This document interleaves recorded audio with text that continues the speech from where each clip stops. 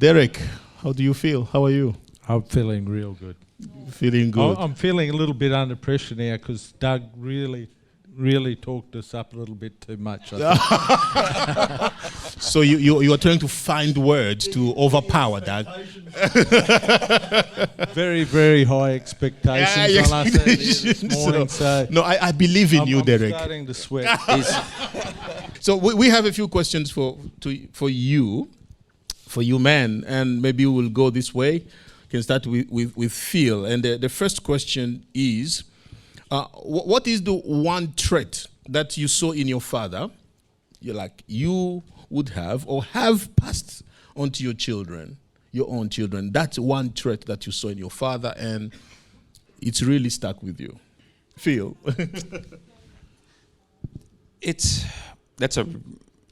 Initially that's a really easy question to answer. Hard work. That's all he instilled in us. Hard work. But at the start. But I think deeper down, his love of his children. Give a little backstory. My dad is from Belgium, and he wrote his memoirs not so long ago. And he gave up to Christmas 2 years ago, and I've taken the time to read them. It's quite an epic read, and to be told, never be told that from your father, your own father, that you're loved or he's proud of you. Never once in his life can he remember it. And then for my father to say it as often as he said to me, that love of his children, everything he's done up until a point of us becoming adults in our own lives, he did for us, with us. Oh, yeah, good. Yeah. For you and with you. For us, with us. Yeah. Yep. That's a very good... yeah. Yeah. Some of the choices great, some of the choices not so great, but that's a man living his life and making those decisions. So, yeah, initially, hard work. Hard work was always really important to him. He said, don't ever be outworked. So that's, to the fact he's a school teacher and he could have taken it very easy, but during school holidays, 6 o'clock, get out of bed, what are you doing? Stop being lazy, we've got things to do. That sort of attitude, so that's great. And then the love of your children and showing the love through that. Excellent. Peter, any thought? If I think of my dad, he's definitely one of the biggest blessings I've ever had in my life. The love that he showed to us, all four of us. I've got three sisters, and like Phil said as well, always working hard, providing for us. We've never had a day where we wanted. He always provided for all of us. He provided all the security that we needed. But if I think of him, what comes to mind most is the way that he always showed love to my mum, and the way that he acted towards her, and that's what I think that I took from him the most is if you want to love your kids, love their mother, and it carries through to them. Yeah, that sounds great. Challenging, but yes. Yep. What do you think about that question? Yeah, look, my father was probably similar to Phil's father. He didn't really show his love all the time until, like, in his later ages, where I distinctly remember he said, "I'm proud of all of you kids," and that's really stuck with me. Yeah. And he's always been a strong father, a good father. He never had any curse words or anything through his whole time. Wow. Great father. That's beautiful. On the other side, is there any trait you saw on your father that you are avoiding? To be honest, if I think about my dad, I can't really put my finger on anything that I saw in him that I would not want to do or have in my life. He was a perfect example of what a dad should be in my eyes, anyway. But in general, I think it's probably live what you say. Don't especially I grew up with a Christian dad, and he's always showed us how important it is to have a relationship with God and to go to church and follow the Bible and just live according to the Bible. But he didn't just say it; he lived it. Every day of his life, he lived it, and you could clearly see it in him. And I think you do a lot of harm if you are a dad that tell your kids to do something, but they can't see it in you. Yeah, you do the opposite. Yeah, you do the opposite. It falls flat on its face. So there's You no don't power. remember anything like that with others? No, nothing at all. Let's hear from Phil. Judging your dad is obviously a very difficult. Yes. To bring out a negative in your dad is a very difficult thing. And really the only thing I've got from my dad lately, he's become the epiphany of an old man. He's writing letters to everyone complaining about everything. Yeah, it's like retirement is boredom, you know what I mean? And that's one thing I don't ever want to do is to do that. Through our life, he just did his very best. Yeah. Yeah. Yeah, and I just love him so much for it. So you're looking at your dad's history or experience from a grace point of view, like you understand the mistakes he made. You are not blaming or judging him. You understand him. And only since I've become a father. Oh. Yeah. Before then you were complaining. I had no idea. A little backstory, 2011 mum died. Yeah. 2012, Dad picked up roots, what we thought would be our forever farm, our forever family lodgings, and found another lady, which is great for him and great for her, and moved to Mount Isa, way up north, you know. And we were pretty shattered as a family that he would do that to us. You know, we'd spent a decade making a family farm together. Simon being the master builder. Yeah. Me being way out of the picture, so I didn't fight with Mum. Yeah. And Yvette being the cook, you know, and we did a lot of things together, and he just picked up and farmed, and I never understood it. But now I'm a dad, I get that he made his choices. He was a strong leader. He was a principal of primary schools. Yeah. So he knew how to be a leader, and he was a strong leader in that he was confident in what he wanted to do, and he just went and did it. He didn't seek permission. He didn't seek whether it would suit the family. Yeah. He just made his decision and did it. And I don't judge my dad like that at all. I'm just thankful for every opportunity he gave me, good or bad. Back then you kind of judged him, but now you have understood that. Oh, I understood it. 100% back in 2012 for quite a long period I understood him. Yeah. Now growing with Paul and having the kids. Yes. It's a beautiful thing, isn't it? Yeah. To have kids and really enjoy life with them. So beautiful. Yep. Thanks. Derek, anything you saw in your dad that you are avoiding? Not really avoiding. I guess if, like, our family was a typical Australian family, we only went to church when there was a wedding or a funeral. So it wasn't a strong, I guess, Christian. My father was Catholic. My family is Catholic. So we didn't have that upgrowing of a Christian background. So not being critical or anything. Each person has their own path. He was a great father, like I say, very respectful father, very respectful, good man around people. But that's one thing that I'd like to instill in myself, to be a good Christian father. Oh, good. Beautiful. So I haven't spoken about my father. When I'm listening to you guys, you saw something in your fathers, but I don't have that because my father died when I was 2 months old. So becoming a father for me was kind of self-taught experience. What I did was to see everything my children I didn't have myself growing up, and provide that to my children. So I was learning by whatever, I don't know if there is a word for it. I was learning by looking at what I did, what I missed, and provide that. For example, one of the things that I really want to give to my children, because they are still growing up, is my presence. Why? Because I did not have my father's presence. So I have that hole in my heart that if I have to, the best gift I can give to them is my presence. Of course, he did not choose to die. I don't judge him or blame him for that.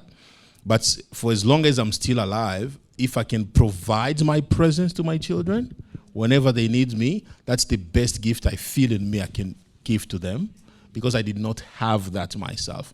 So that's how I'm learning, or I've learned to be a father, to look at everything I did not have. A male figure, a role model, okay, then I have to provide that role model. I have to provide that male figure in their lives. And I try to provide that to my daughter. The thing is, I saw in my wife, when we met, the first thing that struck me was her relationship with her dad. She was very, very connected to her dad and very respectful of her dad. And I thought, if a girl can respect her dad like this, I will marry this girl. I know I will get the same respect. And I did, honestly. Yeah, because there is that culture of respecting a male figure in her life. I thought that will work for me. A girl who respects a male figure in her life, really to work for me. And it worked. So it wasn't a look? No, it was everything. It was... You're trapped here, right? It was a package. So when I look at my daughter, I think I'm trying to provide the same. I'm trying to provide that presence that she knows that men are not evil. Men are not after you. Men are protectors and providers. They are not necessarily predators. You get what I'm trying to say. Yeah. So another question for you. What does being a Christian father, what difference does it make in your life when you look at it? You as a Christian, or you as a father in the church, what difference do you see that's making in your life? Not so long ago, I was told that I'm a terrible leader as a Christian. I'm terrible at bringing God into our life, my children's lives. And I really respect that opinion. So I don't know if I've got the answer for this yet. I'm still trying to work that out, my relationship with God. Yeah. Yeah, to be able to bring that towards my family. Yep, so I don't really have the answer for you. And that's a very honest answer, because we are all on a journey, and we are not here to impress anyone. We are here to assess ourselves and assess our lives. So I think that's a very genuine, because all of us, we are somewhere. And if when you look at yourself, you think, I'm still working on this aspect, that's fine. We are all on a journey. I think that's the great answer, because not only you, someone identify with you. The best thing is to acknowledge it, and to acknowledge that I'm working on that. I can't sit here and pretend that I've got it all sorted and I'm a great Christian father and it means this to me. That's a great answer. Peter, what do you think? What does it mean to you to be a Christian father? Well, Mike, I think if you look at the Bible and you know the way that God loves us, and He's the perfect example of a father. So we've actually got the manual of how to be a father in the Bible. So if we just follow His example and what is given to us there, then you will not fail, because you will also have God behind you, protecting you and helping you and leading you to be a father for your kids. What are some of these things that you see in God that you are trying to implement? Well, firstly, love. Rihanna always says that kids need 3 things, and it's called LSD. And that's your wife. Not your wife drug. says that. Yeah. Okay. Not Let's the hear drug, about LSD. LSD. Yeah, We're curious. Yeah, it's. Explain it. Well, LSD stands for lollies, sweets, and dagwoods. But no, not really. No, LSD. It's. No, okay. LSD is love, security, and discipline. And Oh, love, So- security, and discipline. Yes. Not So- lollies and sweets. No, no. Ah, okay, good. Well, a little bit of that as well, but yeah. No, yeah, definitely from looking at our fatherly example in God, love definitely. I mean, He loves us more than we can ever love our children, and yeah, the security. I mean, if you put your security in life in anything else but God, you can lose it. But if you trust God to be your secure place and to provide for you, you won't fail. So, yes, we all work hard. We all realize we've got to provide for our families, and we do the best we can. It doesn't always work out. It's as simple as that. That's life. But if your foundation is in God, then you won't fail. Even if you can't provide to them at the level that the world wants you to, or Yes. the way you see it, through God, you will give them what they need. You do your best. Yes, You do your you best. just do your best. As long as you are doing your best, you are fine. Yes, exactly. Yeah. Derek, what do you think? What does it mean to be a Christian father? I always think of this story. I got a spiritual father, which is a guy I met in Indonesia called Pastor Bill. He once preached this story about the prodigal son, where the son went away, took his inheritance, took all his money, went out into the world, done a lot of things that he shouldn't have, basically spent all the money on things that he shouldn't have spent his money on. And he got down to the lowest of lows. And he was eating pig food, doing that sort of thing. And he thought, if I could just go back to my father and be a slave. Yeah. And he thought in his mind, if I could just be a slave, my father looks after his slaves. So he went back, and he was surprised. His father was so happy to see him. He opened him, he sort of met him with open arms and lots of love. He was so happy to have him back. So it just puts in your mind, God is just like that. It doesn't matter what we do, what sort of stumbles we have, and we have it all through life. Yeah, that's true. We do things that we are not so proud of. We stumble up, but you just got to keep in your mind that He's always there.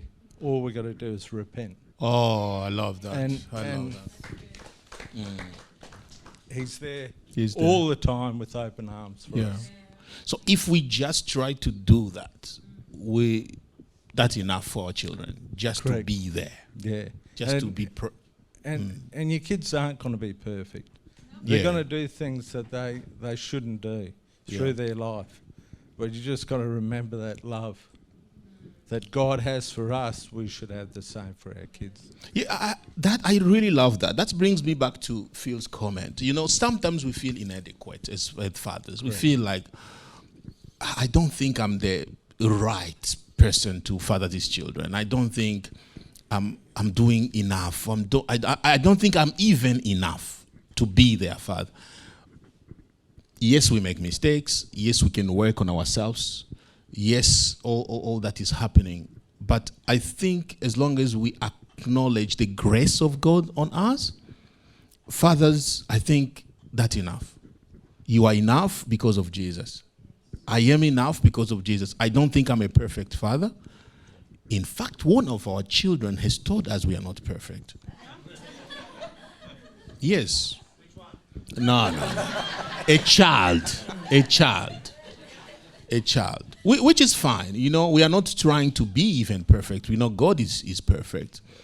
But we acknowledge our weaknesses and we know we are enough. In God, we are enough. I think that can be an encouragement for us. Like when you feel like someone may point a weakness in your life and that disabilitates you.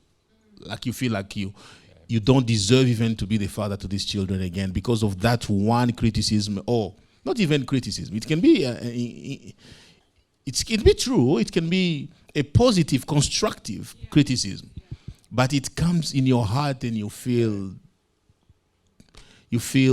defeated by that. Fathers, let's do our best. Just do your best. God in you, you are enough. Okay. Phil, we'll start with you. Name one thing that you had as a child that you think today's generation doesn't have. 2 things. Yes. Beautiful. Bring them on. Even 10. Comes from the first one not being around anymore, and that was community trust. Yeah. And that brought freedom as a child. Yeah. Yeah. Out the door, sundown, back in the door. Yeah. Yeah. It wasn't because mum and dad didn't care, it was because the community was trustworthy. Yes. Yeah. And it gave us that freedom, that ability to see through life and through our own eyes without having to be told where to go and what to do. Yeah. Beautiful. Peter? Yeah, no, Mike, I can't agree more. First thing that came to mind to me as well was freedom. I think it's way too legislated these days. I just think of ourselves hopping on the back of a ute, standing up in the wind, blowing through your hair while you're driving along. You can't do that today. Yeah, having fun. I mean, riding a bike without a helmet. I mean, it's so... We just want to cover our kids in pillows these days. And it's just... let them live. I mean... Oh, yeah, you are right. Freedom. Well, when Simon and I were 9 and 7 respectively, we lived on a place called Melville Island, top of Darwin. You're talking box jellyfish, you're talking blue ring octopus, you're talking stonefish, you're talking sharks, crocodiles. And Mum just said, don't go in the water, make sure you got your shoes on. And away you went. There was no worries about it. And all of that was there and just, away you went. And just living life. Tide was out and away you went, yeah. Everything is legislated today. You have laws about everything. Letting your children go to the pool. These are the laws, the rules to follow. And if you don't, you are in jail. Or tomorrow you'll find yourself in court. Yeah. Because you didn't follow those rules.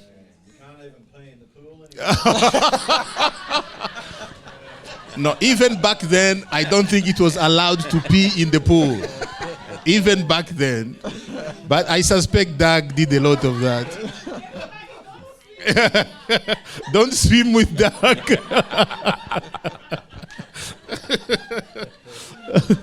Derek, any thoughts? What did you have that you think? I'd say exactly the same thing. When we were kids, we were up at dawn on push bikes, going everywhere. Yes. Like today, I can never imagine my kids getting up on push bikes and going anywhere. No, you have to be behind them. Yeah, because it's a different environment these days, so it's a little bit harsher for them.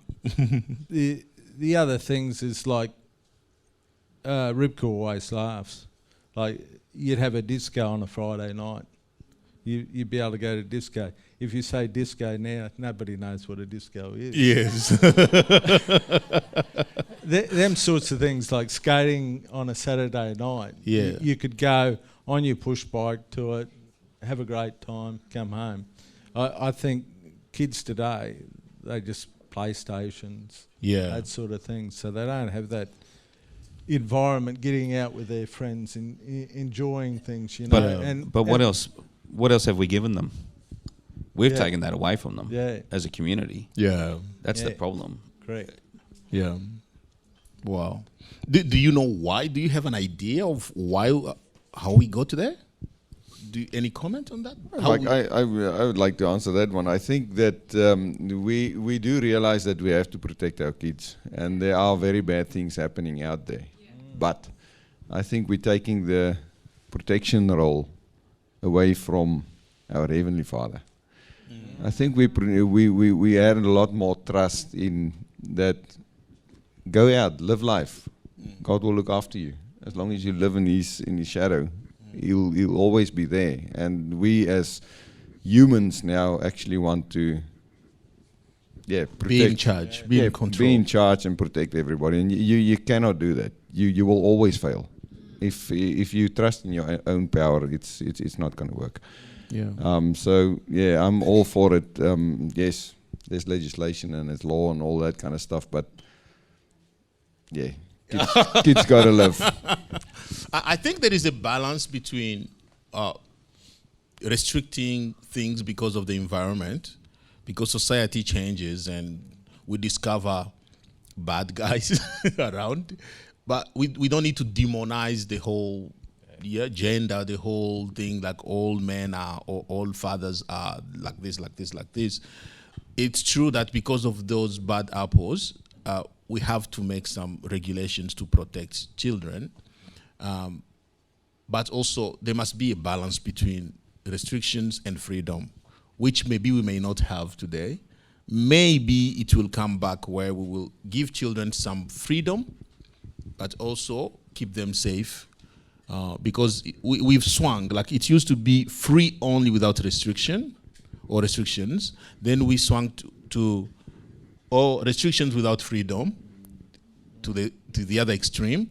Maybe we need to come back in between where we have some restrictions, we have some rules around, and at the same time, we give children some freedom to be out and have fun. And I was just going to say, I think if you look deeply, there'd be a pretty big correlation with the lack of Christianity in the community and to the way we've gone to lose that trust, that freedom. Yeah, that's true. That's very true. That's very true. Can you tell us something, can you share with us about how being a father, what being a father has taught you? It's teaching me. I won't say I've got it right yet. You are still learning. Yeah. I think we should all say that. To not sweat the little stuff.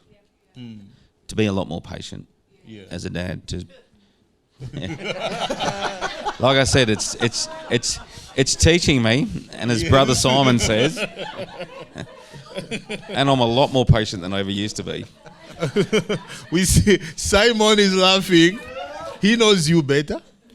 He knows he hasn't got children. He's got the luxury of life. He knows your challenges. Peter, what do you say? Mike, yeah, I would say have fun. Fun. Yeah, it's important to have fun with your kids. The time goes by so quickly. It is unbelievable. Time goes fast. So yeah, no, definitely. Like Phil said, don't sweat the small stuff. I think be a father 10% of the time and be a dad 90% of the time. Can you explain that?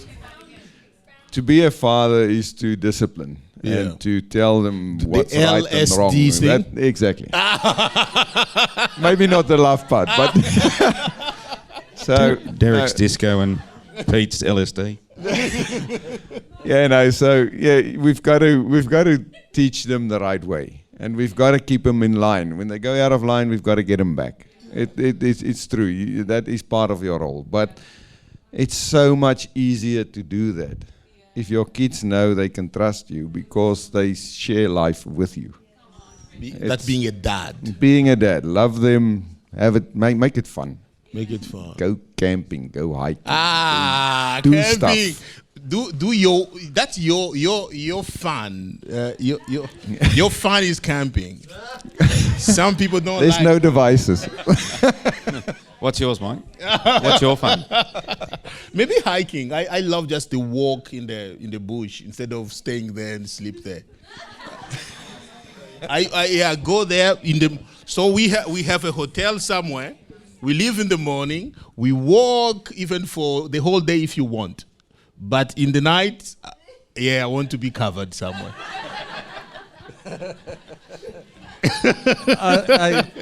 I'll agree with that. Yes, thank you. After being in Indonesia for so long, I'm a glamper. I like to have the experience, but I like to have all the luxury involved. Thank you, brother. You just sooks.